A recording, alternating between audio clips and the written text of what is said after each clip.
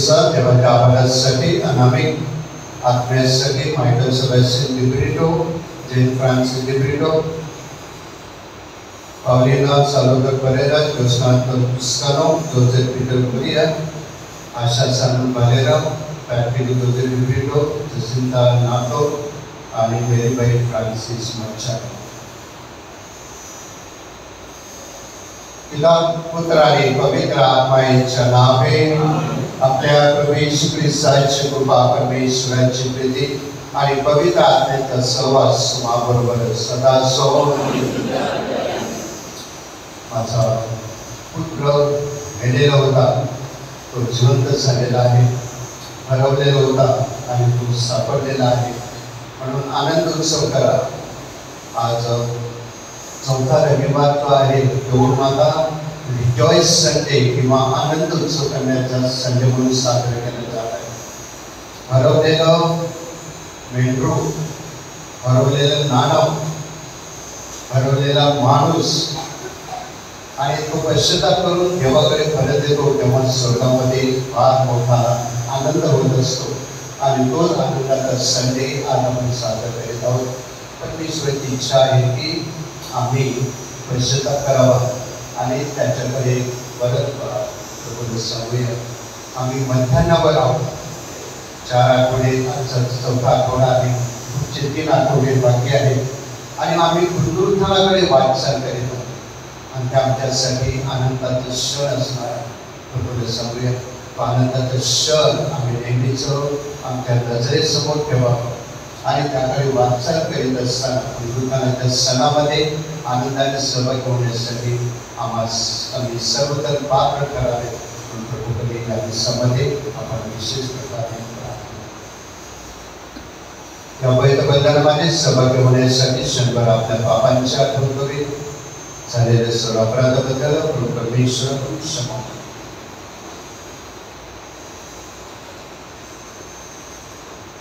सगळ्यांनी एकत्र सर्व शक्तिमान परमेश्वराचा मी कबूल करतो की कल्पनाने शब्दाने मी फार कमी केलेले आहे. माझा फार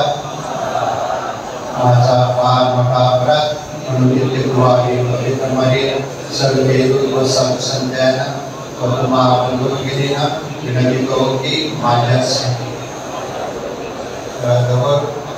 सर्वशक्तिमान परमेश्वर आम्हा सर्वांवर दया करो.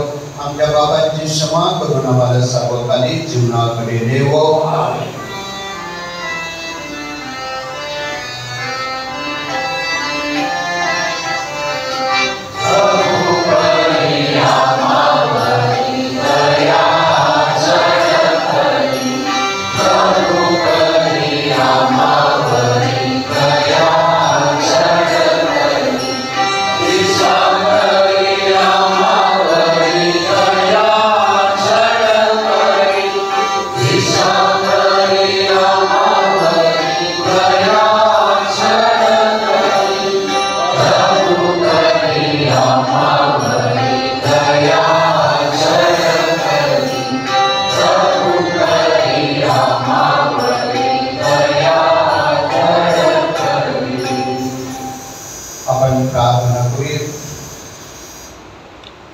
शांती स्वरूप परमेश्वर बाबा, तुझ्या दिव्य शब्द प्रभू येशू ख्रिस्त आम्हाला आनंदित करतो.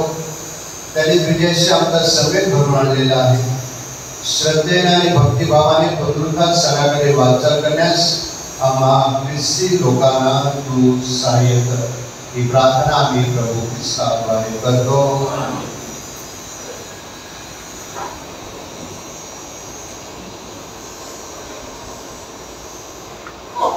यहोशवा या पुस्तकातून केले वाचन.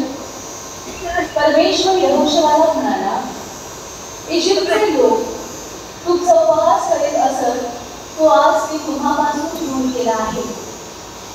इस्रायल लोकांनी गिलगालात तळ दिल्यावर यरीहो जवळच्या मैदानात चतुर्दशीस संध्याकाळी वल्हांडण सण केला.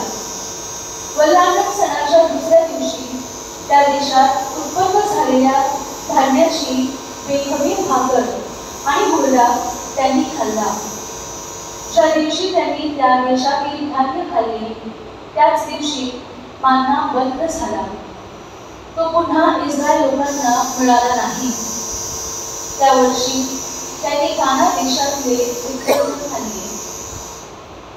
हा प्रभूचा शब्द। प्रतिसाद स्तोत्र। आपला प्रतिसाद।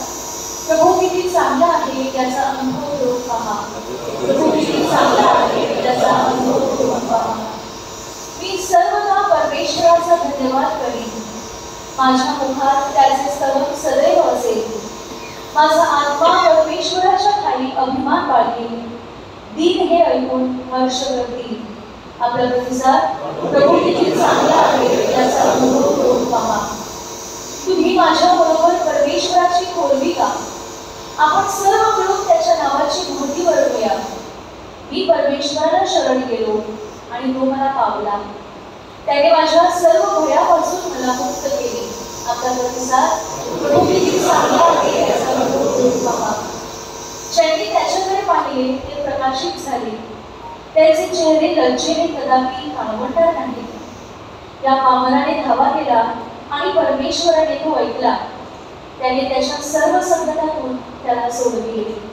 आपला प्रतिसाद। प्रभू किती चांगला आहे याचा अनुभव करून पहा।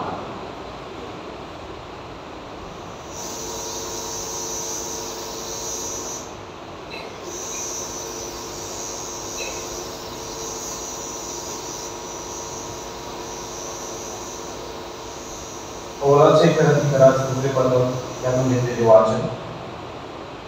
जर कोणी ख्रिस्ताच्या ठायी असेल तर तो नवी उत्पत्ती आहे, जुने ते घेऊन गेले, पहा ते नवे झाले आहे। ही सगळी देवाची करणी आहे। त्याने ख्रिस्ताच्या द्वारे स्वतःबरोबर आपला समेट केला आणि समेटाची सेवा आम्हाला केली, म्हणजे जगातील लोकांची पापे जमेस न करता देव ख्रिस्तामध्ये स्वतःबरोबर जगाचा समेट करीत होता आणि त्याने आम्हाकडे समेटाचे वचन सोपवून दिले। म्हणून देव आम्हाकडून इच्छित असल्यासारखे आम्ही ख्रिस्ताच्या वतीने वकिली करीतो। तुम्ही देवाबरोबर समेट केले असे व्हा, अशी आम्ही ख्रिस्ताच्या वतीने विनंती करतो। ज्याला पाप ठाऊक नव्हते त्याला त्याने आम्ही सर्वांकरिता पाप असे केले, यासाठी की आम्ही त्याच्या ठायी देवाचे नीतिमत्व असे व्हावे। हा प्रभूचा शब्द आहे।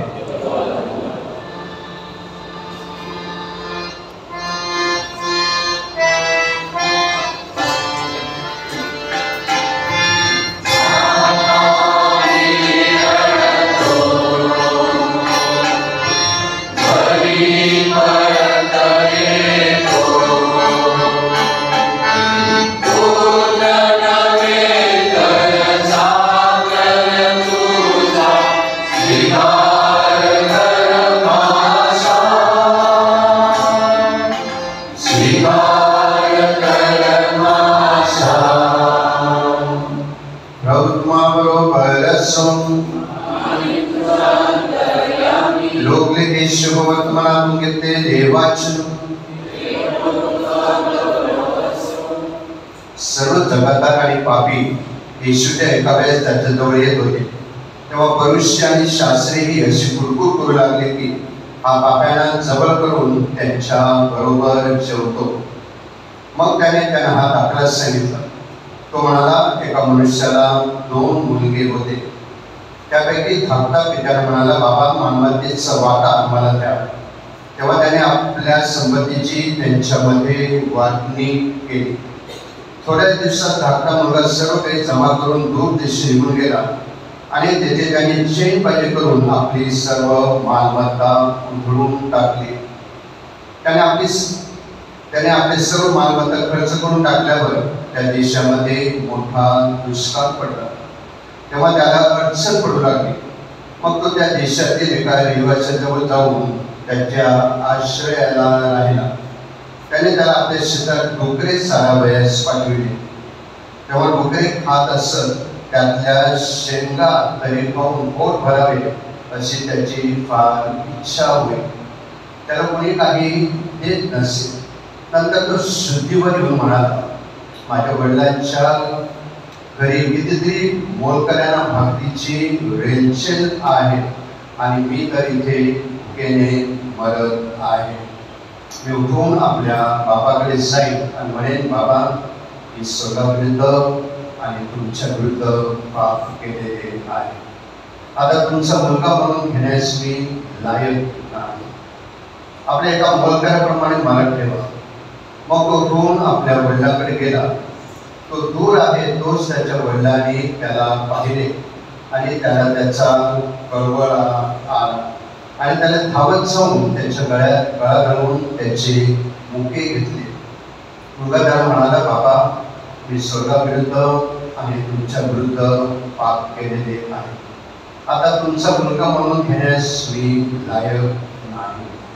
पण वडिलांनी आपल्या दासाला सांगितले, लवकर उत्तम झगा आणून त्याच्या अंगामध्ये घाला, त्याच्या हातात अंगठी आणि पायात जोडा घाला आणि पुस्तक वासरू आणून कापा. आपण भोजन करू, आनंद उत्सव करू. पण हा माझा मुलगा मेला होता, तो पुन्हा जिवंत झालेला आहे. हरवला होता, तो सापडला आहे. आणि मग ते आनंद उत्सव करू लागले. त्याचा थोरला मुलगा शेतात होता. तो घराजवळ आला तेव्हा त्याने गायन वादन आणि नृत्य याचा आवाज ऐकला. त्याने एका चाकराला बोलावून विचारले, हे काय चाललेले आहे. त्याने त्याला सांगितले, तुमचा भाऊ आला आहे आणि तो तुमच्या वडिलांना सुखरूप परत मिळाला म्हणून त्यांनी भोजन ठेवलेले आहे. तेव्हा तो रागावला आणि आत जाईना.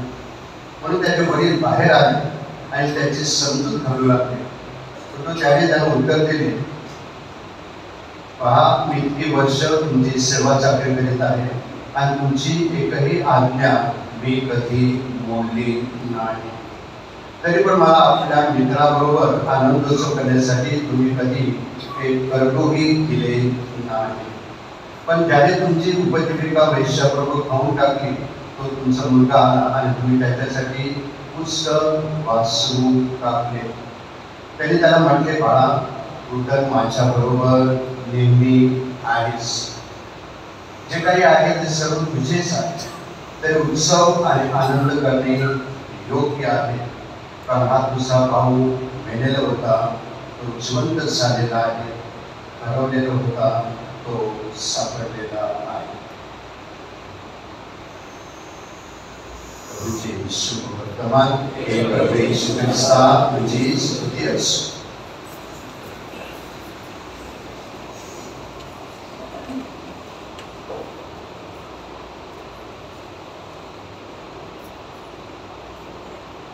सदैव माझ्या प्रिय भाविकांनो, एका कंपनीमध्ये जे चांगले मोठ्या पदावर असतात त्यांना प्रेरित करण्यासाठी, त्यांना मोटिवेट करण्यासाठी एक मोटिवेशनल स्पीकर ज्याला म्हणतो, प्रेरक ज्याला आपण म्हणतो, तो त्याला मोटिवेशनल टॉक देत होता, प्रेरणा देत होता. आणि त्यांनी प्रेरणा देण्यासाठी ते शिबिर आयोजित केलेलं होतं. त्यावेळेला शिबिराच्या सुरुवातीलाच त्यांनी एक 2000 रुपयाची कोरी नोट लोकांना दाखवली. 2000 रुपयाची नोट आपण पाहिलेली आहे. गुलाबी मस्त आकर्षक अशी रंगात 2000 रुपयाची नोट अगदी कोरी करकरीत लोकांच्या पुढे थांबली. आणि जे सगळे जमले होते त्यांना सांगितलं की ही 2000 रुपयाची नोट कोणाला हवी आहे. आणि ते सगळे पुढे प्रेक्षक बसले होते ते सर्वांनी हात वर केले, आम्हाला 2000 रुपयाची नोट हवी आहे. मग त्याने सांगितलं तो नक्की असेल त्याला नंतर मिळेल. आणि मग त्याने चांगली कोरी 2000 रुपयाची नोट हातामध्ये चुरगळली आणि खाली टाकली. आणि मग त्यानं सांगितलं आता कोणाला हवी आहे. आणि सगळ्यांनी पुन्हा हात वर केले की आम्हाला ती हवी आहे. त्यानंतर त्याने आणखी जास्त चुरगळली, पायाखाली टाकली, बुटाखाली चुरगळली आणि पुन्हा लोकांनी विचारलं आता कोणाला हवी आहे का.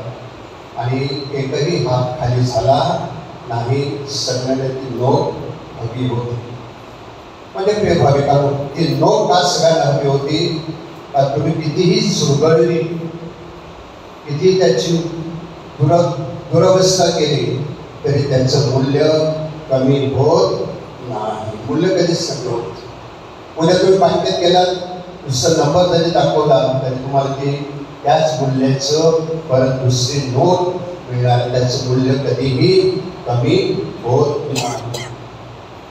आणि त्याच संदर्भामध्ये आजचा दुसरा आपल्याला दाखला केलेला असा आहे की परमेश्वराच्या दृष्टिकोनातून माणूस कितीही मलिन असला, परमेश्वराच्या दृष्टिकोनातून माणूस कितीही पापाच्या चिखलामध्ये असला, परमेश्वराच्या दृष्टिकोनातून त्याचा चेहरा कितीही पापाने माखलेला असला, कितीही चोर, लबाड, लुटारू, टीकाकार किती काही असला तरी परमेश्वराला तो माणूस त्याचं मूल्य त्याच्या दृष्टीत कधीही कमी होत नाही. जसं पैशाचं मूल्य तुम्ही कितीही कमी केलं तरी त्याचं मूल्य, माणसाचं मूल्य परमेश्वराच्या दृष्टिकोनातून एक दमडी देखील कमी होत नाही. हा सुद्धा खरा परमेश्वर आपल्याला देत आहे.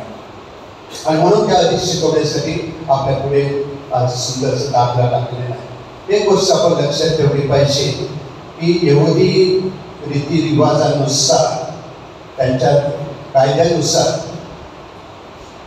वडिलांची संपत्ती ही मुलाला जाते, परंतु जोपर्यंत तो जिवंत आहे तोपर्यंत नाही.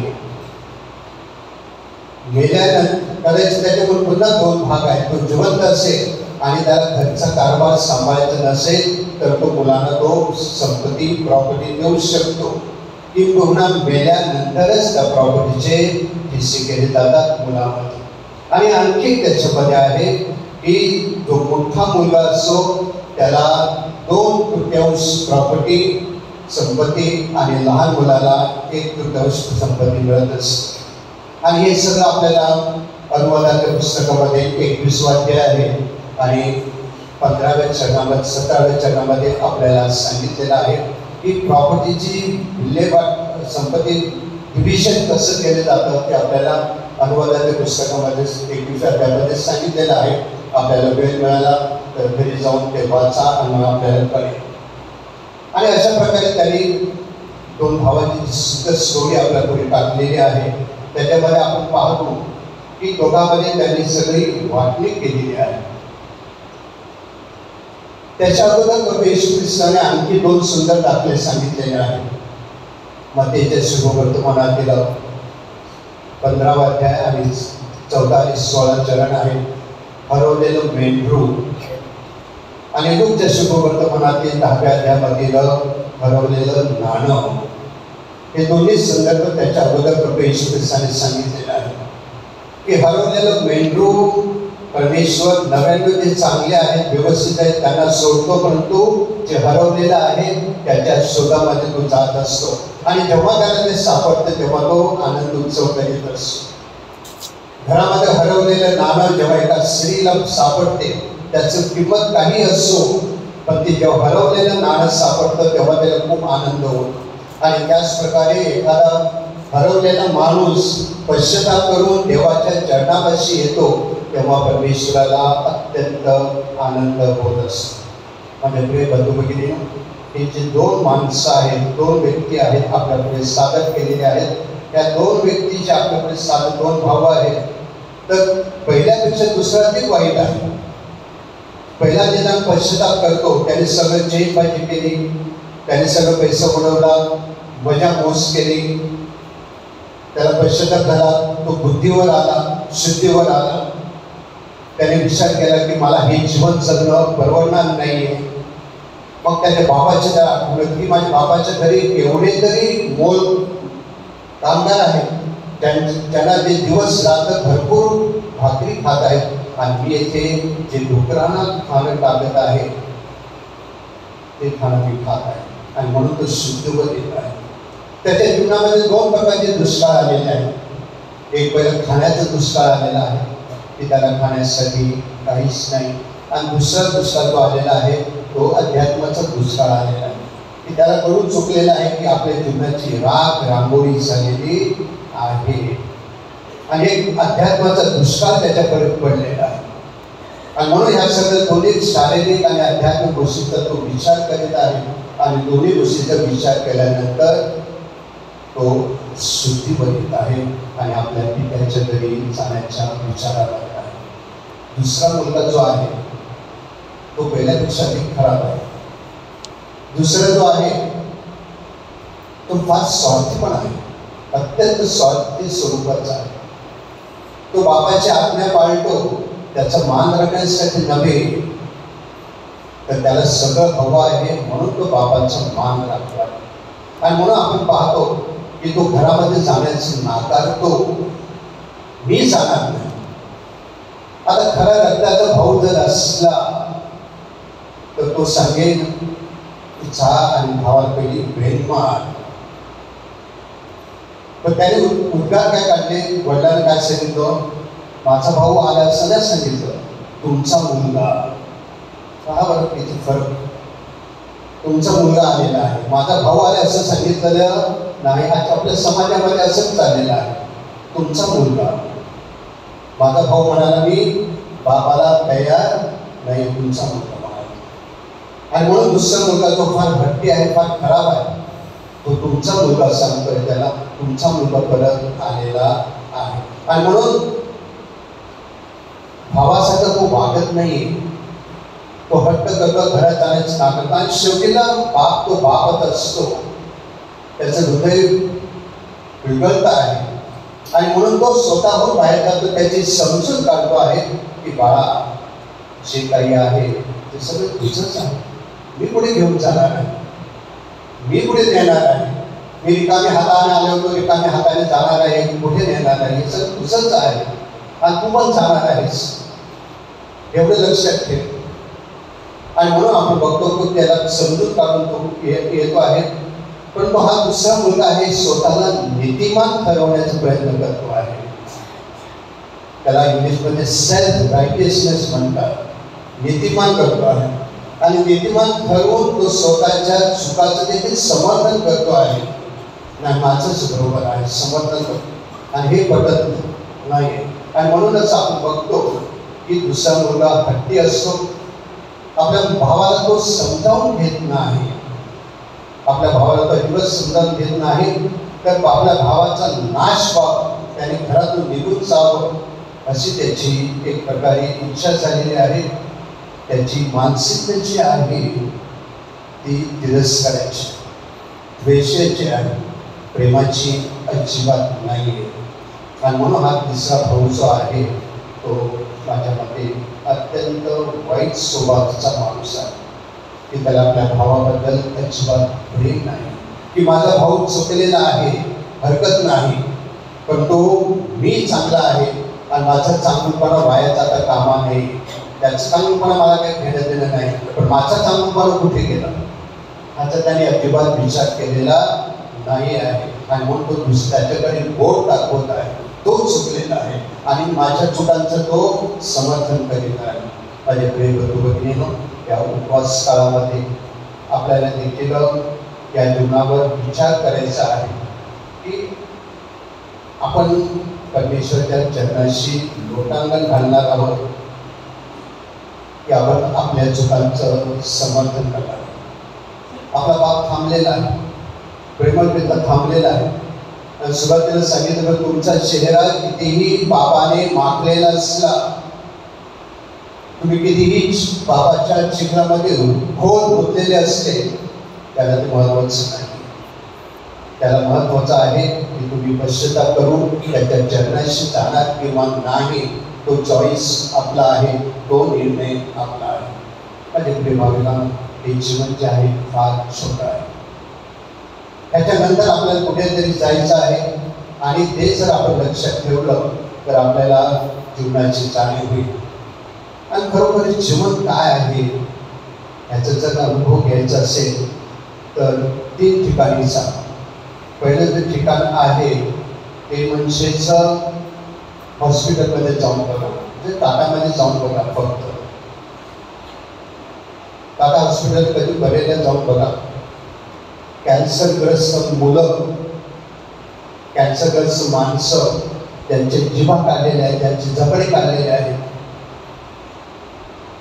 ही सगळी माणसं बघितल्यानंतर तुम्हाला वाटेल की हे जीवन खूप कामाचं नाही, कारण आपल्या दृष्टीचे फळं नाही. आणि म्हणून खरोखर जीवनाचा अर्थ काय आहे आणि जीवनामध्ये कसं वागावं हे जर तुम्ही खरोखरच तुम्हाला धडा पाहिजे असेल तर जाऊन एखाद्या हॉस्पिटलला व्हिजिट करा आणि मग तुम्हाला कळेल. तुम्हाला खरोखरच जीवनाचा अर्थ समजायचा असेल तर ठाण्याला जेलमध्ये जा आणि तुम्हाला तिथे कळेल त्या कैद्यांची काय हालत असते. स्वातंत्र्य म्हणजे काय आहे त्या नावाची चीज त्यांना माहिती नाही. रोज उठल्याबरोबर पोलिसांच्या आणि अधिकाऱ्यांच्या काठ्याकाठीत खायचं एवढंच त्यांच्या नशिबी आहे. स्वतंत्र नावाची चीज त्यांना कधीही कळलेली नाही किंवा त्यांना माहीत नाही. तेव्हा ते आपल्याला कळेल, तेव्हा जीवनाचा अर्थ काय आहे हे आपल्याला कळेल. आणि मग कधी कधी आपल्या मागे स्मशानभूमी आहे, तिथे कधी कधी व्हिजिट करा, कधी कधी 2 मिनिटे येऊन मननचिंतन करा की शेवटीला माझं जीवन काय असणार आहे.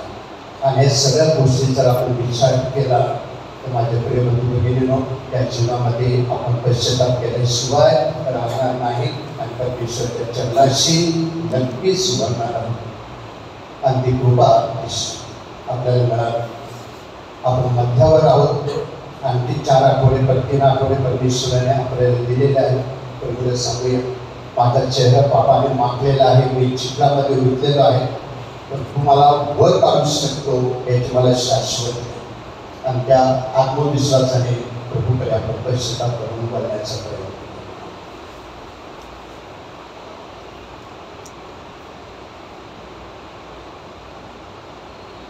आपण उभे राहून आपली श्रद्धा प्रकट करी.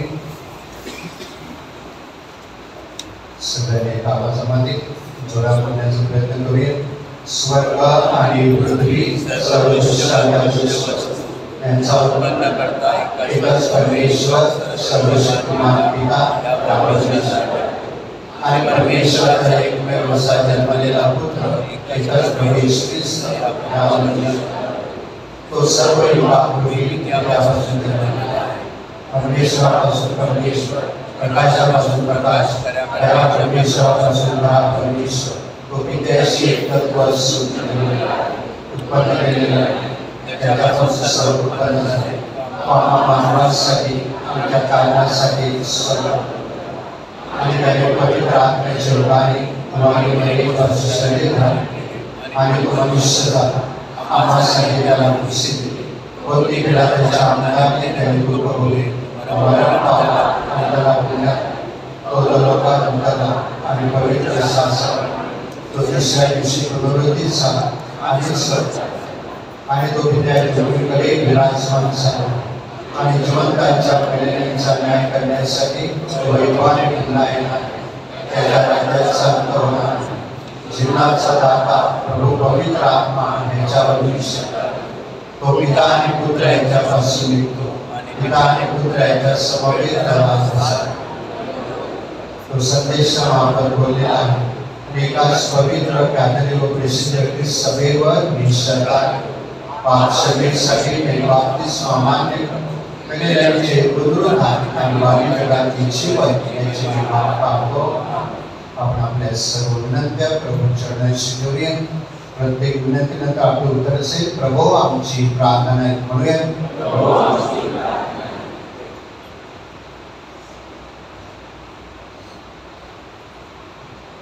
अपने पोप फ्रांसिस, बिशप थॉमस, धर्मगुरु व व्रतस्थ यांना या प्राचीन काळात भाविकांना पश्चातापाद्वारे परिवर्तनाचा आनंद उपभोगण्यास सहाय्य करण्यास प्रभूची कृपा लाभावी म्हणून आपण प्रार्थना करूया. हे प्रभू आमची प्रार्थना आहे. जगातील शक्तिमान राष्ट्रांच्या अहंकारी, मनमानी व जुलमी आदेशामुळे आपल्या देशाला आणि नागरिकांना होणाऱ्या त्रासातून मुक्त करण्यासाठी आपल्या राजकीय नेत्यांनी व अधिकाऱ्यांनी राष्ट्रीय प्रतिष्ठा व राजनैतिक मार्गाचा अवलंब करावा म्हणून आपण प्रार्थना करूया. हे प्रभू आमची प्रार्थना आहे. उधळ्या पुत्राला त्याच्या वडिलांनी क्षमा केली व त्याचे मोठ्या आनंदाने स्वागत केले, तसेच पश्चातापी अंतःकरणाच्या प्रत्येक पापी माणसाचे स्वागत होत असते. आपणा सतत पश्चाताप करण्यास प्रभूची प्रेरणा मिळावी म्हणून आपण प्रार्थना करूया. हे प्रभू आमची प्रार्थना आहे. प्रभू येशूचे दुःख सहन व क्रूसावरील बलिदान यावर मनन चिंतन करीत असताना त्याच्या पुनरुत्थानाच्या वैभवात सहभागी होण्यास प्रभू जे पाचारण करीत आहेत त्याबद्दल आपल्याला आनंद व्यक्त करता यावा म्हणून आपण प्रार्थना करूया. हे प्रभू आमची प्रार्थना आहे.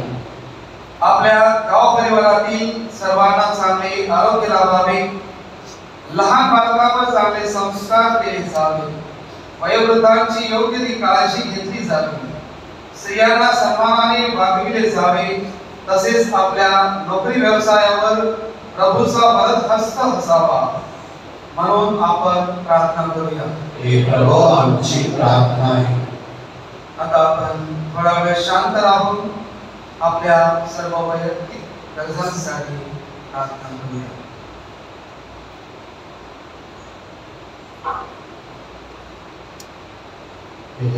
परमेश्वरा, तुझे लोक पश्चातापी अंतःकरणाने पुन्हा तुझ्याकडे वळत आणि संपूर्ण अंतःकरणाने तुझी सेवा करू. श्रद्धेने आम्ही तुझ्याकडे सहाय्याची अपेक्षा केलेली आहे. आमच्या जीवनात तुझ्या दयेची आणि प्रेमाची जाणीव होऊ दे. ही प्रार्थना आम्ही प्रभू ख्रिस्ताद्वारे करतो.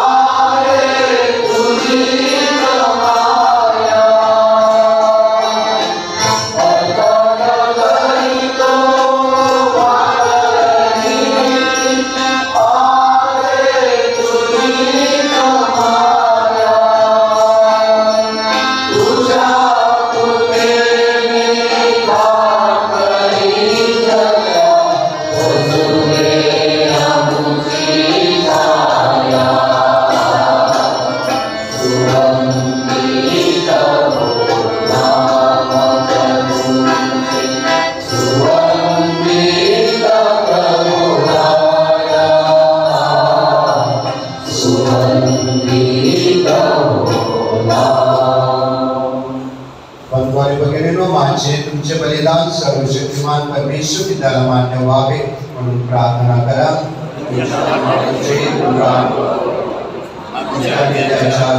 सभेचे कल्याण तुझ्या अर्पण केलेल्या बलिदानाचा हे प्रभू शांती आणि आनंदाचे प्रतीक म्हणून ही दाने आम्ही तुला अर्पण करीत आहोत.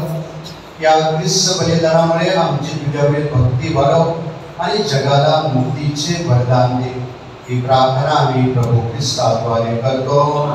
प्रभू तुम्हा बरोबर असो.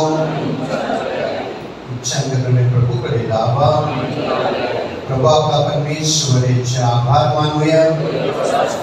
हे प्रभू पवित्र पित्या सर्वसमर्थ शाश्वत परमेश्वरा, आम्ही तुझे नित्य आणि सर्वत्र आभार मानावे योग्य आणि आनंददायक आहे. त्यांचे कर्तव्य आहे. या प्रायश्चित काळात तू आमच्या चुका सुधारतोस, तू आम्हाला प्रवृत्त करतोस, आमचे अंतःकरणे तुझ्याकडे आकर्षून घेतोस, आमचे हृदय अधिकाधिक पवित्र व्हावे म्हणून आम्हाला सहाय्य करतोस आणि आमच्या प्रभू येशू ख्रिस्ताद्वारे आम्हाला सार्वकालिक जीवनाचे वरदान देतो. ख्रिस्ताद्वारे तू तुझ्या वैभवाचे गुणगान गातात. सर्व सत्ता तुझ्यापुढे नतमस्तक होतात. सर्व अधिसत्ता तुझ्या समोर भयकंपित होतात. स्वर्गातील शक्ती आणि पवित्र सेराफीम मोठ्या आनंदाने तुझी आराधना करतात.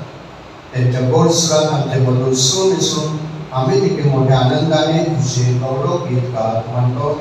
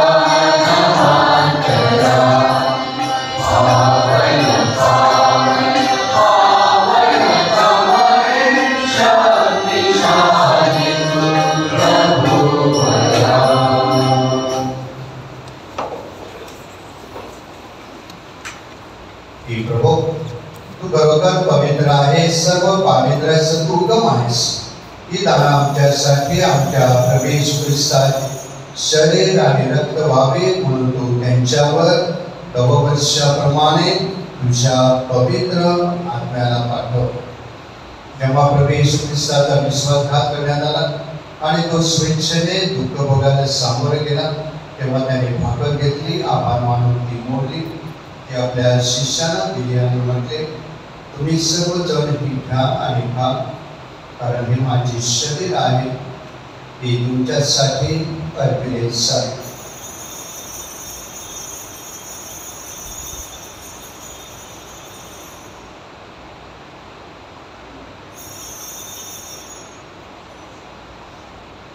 त्याचप्रमाणे भोजन झाल्यानंतर प्रभू येशूने प्याला घेतला, पुन्हा तुझे आभार मानले, तो प्याला आपल्या शिष्यांना दिला आणि म्हटले, तुम्ही सर्वजण हा घ्या, यामधून प्या, कारण हा माझ्या रक्ताचा प्याला आहे, हे नव्या व शाश्वत कराराचे रक्त आहे, हे तुमच्या आणि दुसऱ्यांच्या पापक्षमेसाठी ओतले जाईल, हे माझ्या आठवणीसाठी करा.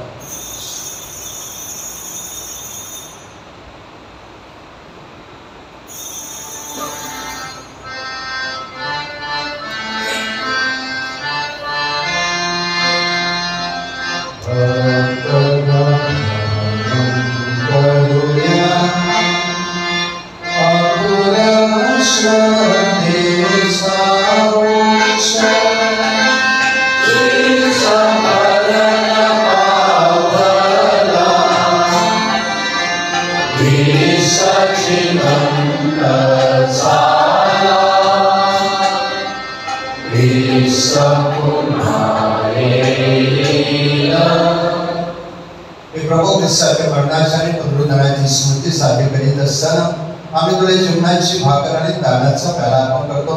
तुझ्या समोर येण्यास आणि तुझी सेवा करण्यात आता आम्हा सर्वांना तू पात्र केल्याबद्दल आम्ही तुला धन्यवाद देतो.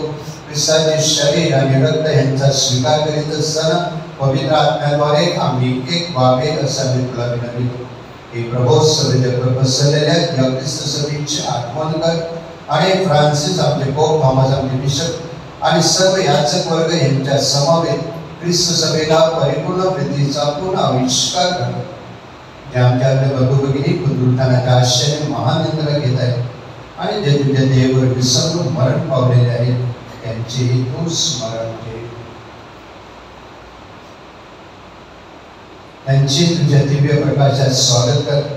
देव माता धन्य कुमारी मरिया तिचं सिंचो चोपडे श्री संत पौल आणि गोंझालो गार्सिया आणि युगायुगे त्या सर्व संतांनी तुला संतुष्ट केलेलं आहे. त्यांच्याबरोबर आम्ही शाश्वत जीवनाचे स्वागत आणि ती स्तुती करून तुझा गौरव करावा अशी प्रार्थना आम्ही तुझा पुत्र येशू ख्रिस्त यांच्या द्वारे करतो. ख्रिस्ताद्वारे आणि ख्रिस्तासह आणि ख्रिस्ताधारी हे सर्व समर्थ देवविद्या पवित्र आत्म्याच्या ऐक्यात तुझा गौरव आणि सन्मान सदा सर्वदा हो. तानाच्या आज्ञा आणि त्याची ईश्वरी शिकवण यांनी प्रेरित होऊन मोठ्या धैर्याने आपण परमेश्वर पित्याला हाक मारून म्हणूया, आमच्या स्वर्गातील बाबा, तुझे नाव पवित्र मानले जावो, जगाचे जसे स्वर्गात तसे पृथ्वीवरही तुझ्या इच्छेप्रमाणे आमची दररोजची भाकर आज आम्हाला दे, जसे आम्ही आमच्या अपराधांना क्षमा करतो तशी तू आमच्या अपराधांची क्षमा कर आणि आम्हाला मोह प्रसंगी पडू देऊ नको, पण वाईटापासून हे प्रभू सर्व प्रकारे वाईटापासून आम्हाला सोडव असे आम्ही विनवितो. या जीवनात आम्हाला कृपापूर्वक शांती दे, म्हणजे दिव्य आशिष आमच्या दारणारे येशू ख्रिस्ताच्या आगमनाची वाट पाहत असताना तुझ्या दयेच्या सहाय्याने आम्ही पापापासून मुक्त राहू आणि सर्व प्रकारच्या चिंतेपासून सुरक्षित असो. सदा सदा हे प्रभू येशू ख्रिस्ता, तू आपल्या प्रेषिताला म्हणालास, मी तुम्हाला शांती देऊन ठेवतो, मी माझी शांती ही तुम्हास देतो. आमच्या पापाकडे पाहू नकोस, तर तुझ्या ख्रिस्त सभेच्या या श्रद्धेकडे पाह आणि तिला तुझ्या इच्छेनुसार शांती व एकतेची कृपा कर. तू नित्य जीवी असून सदा सर्वदा राज्य करतोस. प्रभूची शांती तुम्हा बरोबर सदा सर्वदा असो. आपण एकमेकांना शांती वंदन करूया.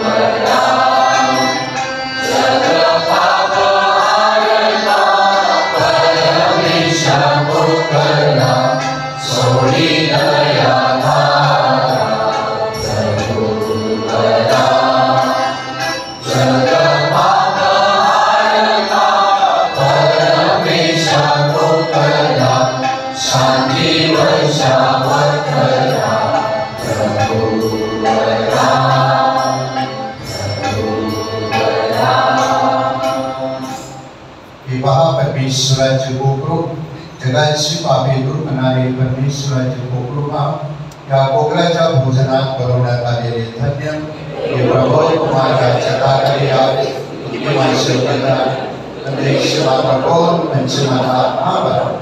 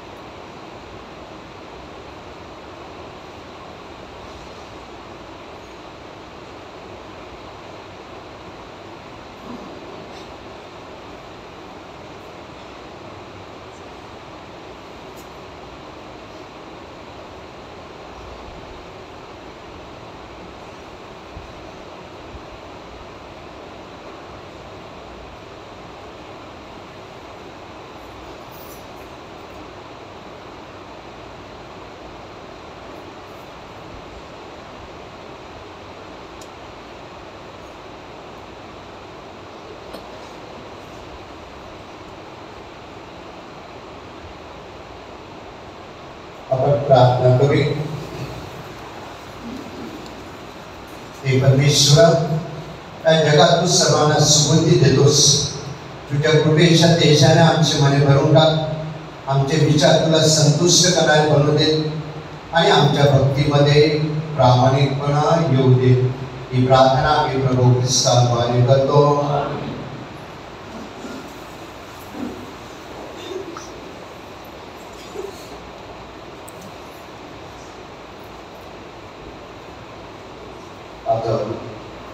काळातील चौथा रविवार आजची उपासना चिंचोली गाव परिवारातर्फे त्यांना धन्यवाद. पुढच्या देवाची उपासना भाटी गाव परिवारातर्फे सादर केली जाईल.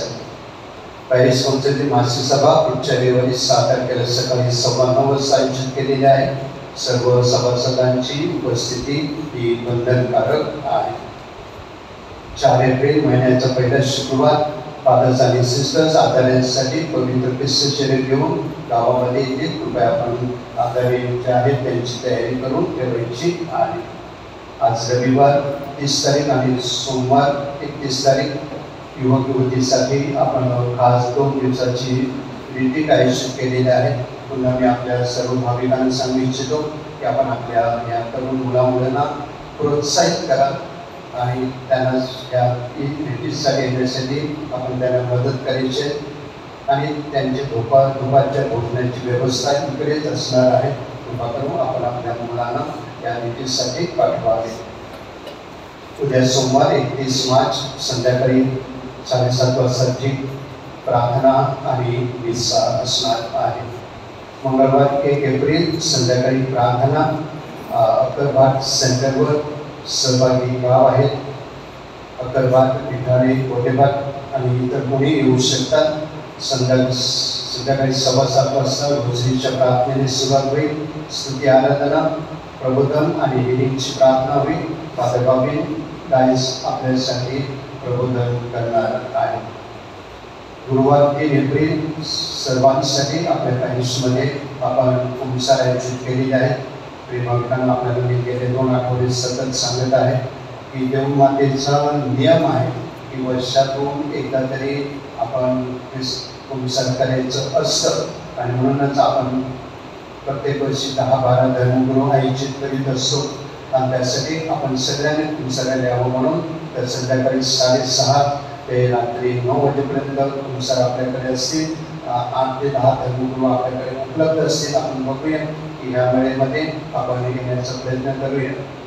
आणि मग उद्या सोमवारपासून दोन्ही मिसानंतर, पहिल्या मिसानंतर आणि दुसऱ्या मिसानंतर देखील धर्मगुरू उपचारासाठी उपलब्ध असतील. कृपा करून आपण त्याची नोंद घ्यावी.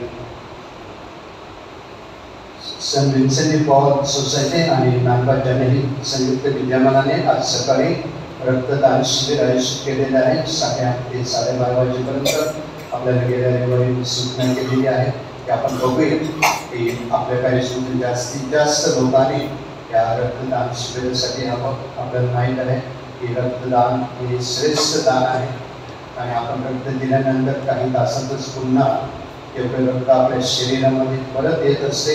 आपण बघूया या रक्तदान शिबिरासाठी आवर्जून उपस्थिती लावण्याचा प्रयत्न करूया. गेल्या रविवारीचे दान 42,320 रुपये झाले. बुधवार आणि शुक्रवारचे दान 22,250 रुपये झाले. गावातील मिसाचे दान 42,320 रुपये झाले. मिसाचे हेतू 77,350 रुपये झाले आणि सर्व विषभाऊसाठी आजारी आणि वयोवृद्ध धर्मगुरूंच्या औषध उपचारासाठी पाठवले जाते. आपल्या सर्वांच्या अवताराबद्दल धन्यवाद. आशीर्वाद असू दे.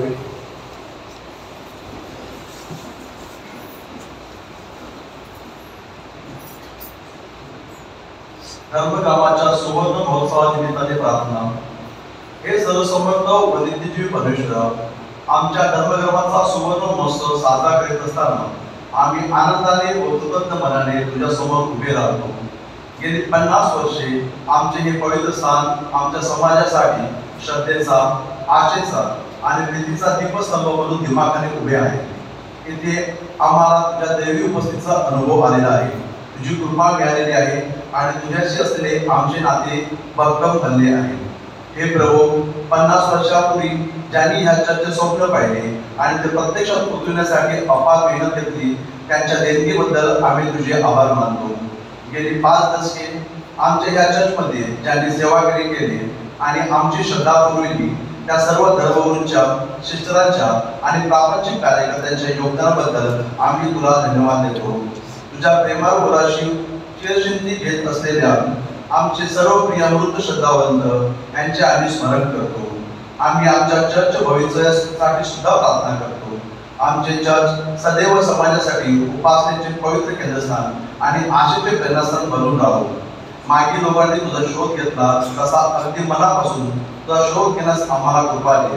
या पृथ्वी तलावर तुझे राज्य उभारण्यासाठी आम्ही आमच्या कलागुणांचा वापर करावा, म्हणून आम्हाला हृदयाची दान शुश्रूषा दे.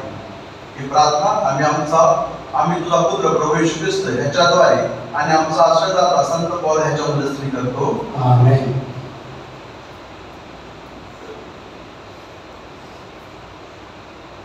प्रभू तुम्हाबरोबर असो आणि सर्व शक्तिमान परमेश्वर पिता, पुत्र आणि पवित्र आत्मा तुम्हाला आशीर्वाद देवो. चा विसा समाप्त झाली आहे.